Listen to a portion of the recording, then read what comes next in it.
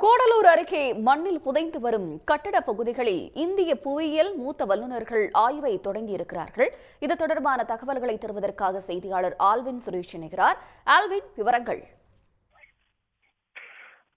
கூடலூர் சுற்றுவட்டார பகுதிகளில் கடந்த 27 நாட்களுக்கு முன்பு கனமழையானது பெய்தது.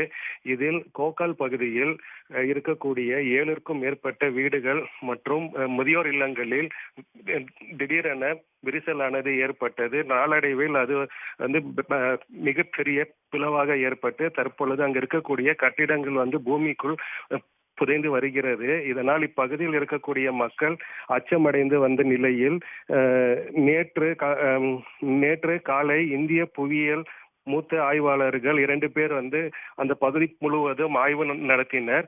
அதன் பின்பு இன்று மேலும் அந்த கோக்கால் சுற்றி உள்ள பகுதிகளில் இருக்கக்கூடிய பகுதிகளில் அதிநவீன கருவிகளை கொண்டு புவியியல் காட்டி கருவிகளை வைத்து 3 பேர் கொண்ட குழுவானது தற்பொழுது அந்த பகுதி முழுவதும் ஆய்வு மேற்கொண்டு வருகின்றனர்.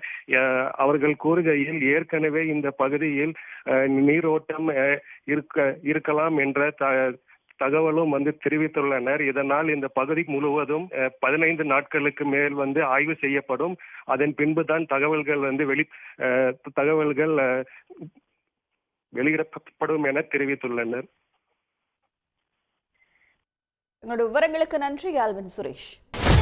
சன் நியூஸ் வாட்ஸ்அப் சேனலை ஃபாலோ செய்யுங்கள். QR கோடை ஸ்கேன் செய்து சன் நியூஸோடு இணைந்திருங்கள்.